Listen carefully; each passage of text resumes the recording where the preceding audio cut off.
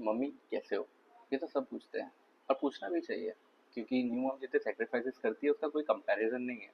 But ये कितने लोग पूछते हैं कि न्यू डैड तुम कैसे हो। मैं न्यू डैड हूँ, एंड डैड बनने के बाद लाइफ तो बदलती ही है, सबकी बदलती है, बट ट्विन डैड बनने के बाद पूरी उलट पुलट हो जाती है। And I have experience it now from the last 3 months.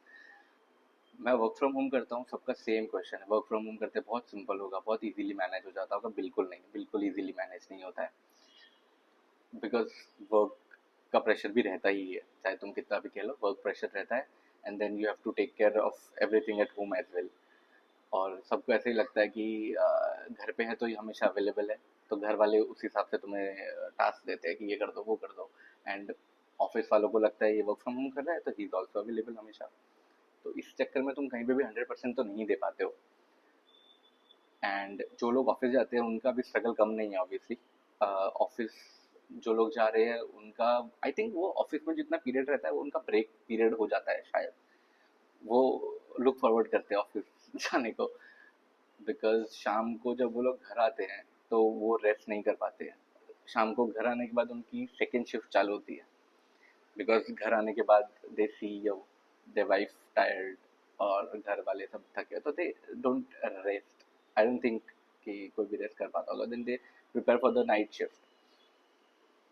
और लकीली हमारे साथ हमारे पेरेंट्स रहते हैं तो things are a bit easier. Easier तो नहीं, मतलब with twins they help a lot. तो ये है कि मम्मी सब संभाल लेती है, पर वही है कि पेरेंट्स, बाजू वाले बच्चे, बट एनीवेज तो पेरेंट्स बोलते हैं कि तुम बेटा काम कर लो हम संभाल लेंगे। But then they are also getting old, तुम उनको देखते हो, दे उनकी उनकी चाल धीमी हो जाती है, थक जाते हैं बाय बाय द इवनिंग। उनकी भी एनर्जी ड्रेन्ड आउट हो जाती है, and you don't want them to be awake at night.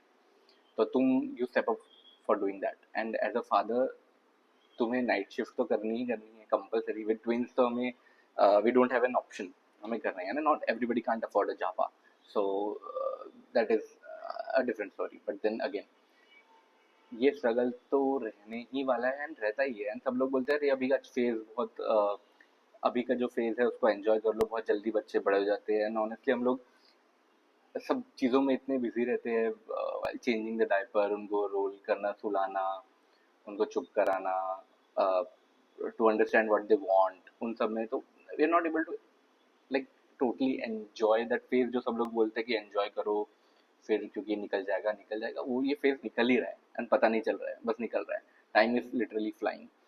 सो बस यही है कि all the fathers who are watching this, new father new dads, बस एक वाला भाई कैसा है, ठीक है ना।